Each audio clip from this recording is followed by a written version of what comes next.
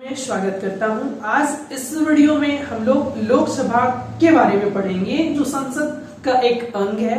पिछला वीडियो में हमने राज्यसभा के बारे में पढ़ा था, तो उम्मीद है कि आप इस वीडियो के लास्ट तक बने रहेंगे और इसमें बहुत कुछ आपको जानने को मिलेगा। तो चलिए वीडियो स्टार्ट करते हैं। लोकसभा संसद का निम्न सदन। लोकसभा को संसद का निम्न सदन कहा जाता है। इसे निचला सदन या फिर लोअर हाउस भी कहा जाता है। इसे लोगों की सभा भी कही जाती है। इसे लोकप्रिय सभा भी कहा जाता है।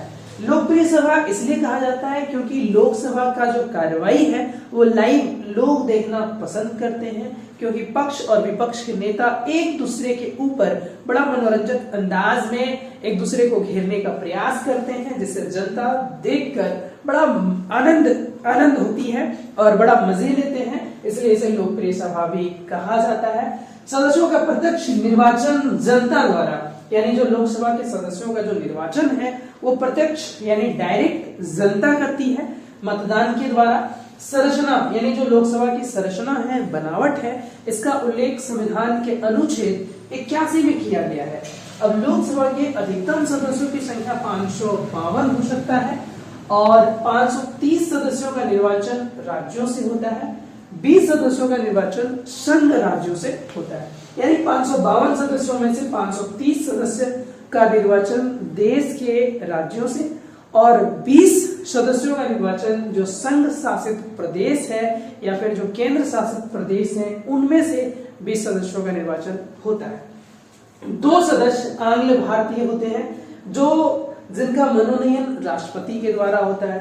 हालांकि इसे 2020 में संविधान संशोधन 104 के द्वारा हटा दिया गया है, क्योंकि एक उचित संख्या में आंग्ल भारतीय न होने के कारण इसकी आवश्यकता न रही, इसलिए इसे हटा दिया गया है। वर्तमान में सदस्यों की संख्या 545 है अभी वर्तमान समय में, और इनका जो कार्यकाल होता है वो 5 साल होता है। यानी लोकसभा का जो कार्यकाल वो 5 वर्ष का होता है और ये 5 साल के पहले भी कभी कभी ये विघटित हो जाता है। ठीक है, मतलब इसलिए इसे अस्थायी सभा भी कहा जाता है।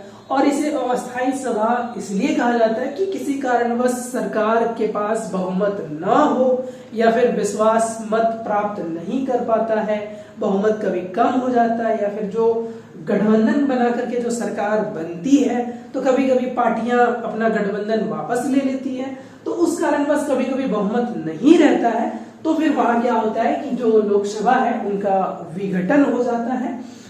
और कभी कभी प्रधानमंत्री भी इसका विघटन कर सकते हैं राष्ट्रपति के आदेशानुसार। जब कार्यवाही या फिर लोकसभा की कार्यवाही वो ठीक ठाक ढंग से नहीं चल रहा हो, तो उस परिस्थिति में राष्ट्रपति के आदेश के द्वारा प्रधानमंत्री लोकसभा का विघटन कर सकता है, भंग कर सकता है, इसलिए इसे अस्थायी सभा भी कहा जाता है। बहुमत न होने की स्थिति में विघटन होता है, बहुमत न होने की परिस्थिति में, या फिर जब कार्यवाही ठीक ठाक नहीं चल रहा हो तो। अब लोकसभा के सदस्य बनने के लिए क्या क्या योग्यताएं होनी चाहिए, यानी योग्यता का जो उल्लेख है वो अनुच्छेद 84 में किया गया है। अब योग्यता क्या क्या होनी चाहिए? कम से कम भारत का नागरिक हो। जो लोकसभा का सदस्य बनना चाहता है वो उसे भारत का नागरिक होना चाहिए। कम से कम 25 वर्ष की आयु का होना चाहिए, यानी जो सदस्य बनेंगे उनकी उम्र कम से कम 25 वर्ष होनी चाहिए, तभी वो लोकसभा का सदस्य बन सकता है। पागल या दिवालिया ना हो, यानी जो बनने वाले हैं वो पागल या दिवालिया ना हो। बेशक अगर वो पागल या दिवालिया होगा तो फिर वे अपना कामकाज कैसे करेंगे?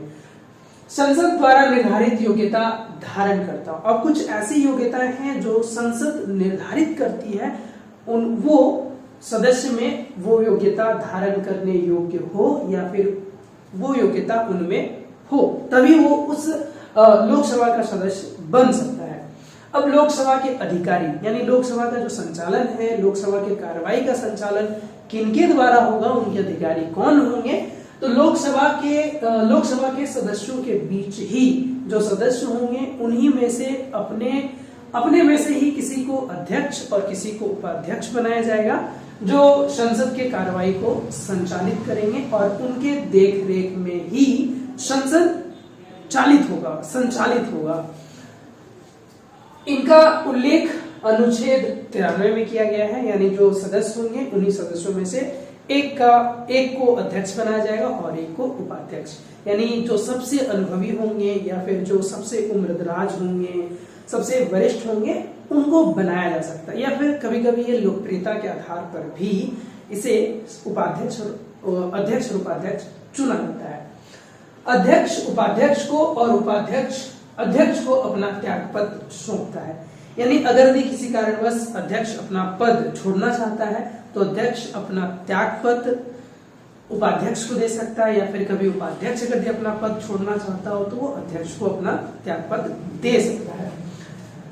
सदस्यों के बहुमत से पारित संकल्प द्वारा हटाया जाता है। अगर यदि किसी सदस्य को हटाया जाना है तो एक बहुमत पारित होता है, यानी किसी सदस्य को हटाना है तो उनको हटाने के लिए एक बहुमत होनी चाहिए, तभी जो है वो उन्हें सदस्य को हटाया जा सकता है। संकल्प के 14 दिन पूर्व नोटिस देना आवश्यक है। अब जब संकल्प पारित होना है और जिस दिन से उसे हटाया जाना है तो उसके कम से कम 14 दिन पहले ही उसे नोटिस दे देना आवश्यक होता है कि आपको हटाया जाएगा, सदस्य से आपको मुक्त किया जाएगा। राष्ट्रपति या इनके द्वारा नियुक्त व्यक्ति के समक्ष शपथ, यानी जो सदस्य शपथ ग्रहण करेंगे, शपथ लेंगे, वे राष्ट्रपति के सामने लेंगे, या राष्ट्रपति के द्वारा शपथ दिलाया जाएगा, या फिर राष्ट्रपति के द्वारा नियुक्त किसी व्यक्ति के द्वारा शपथ दिलाया जाएगा सदस्य बनने के लिए, सदस्यता ग्रहण करने के लिए। इनका उल्लेख अनुच्छेद 99 में किया गया है।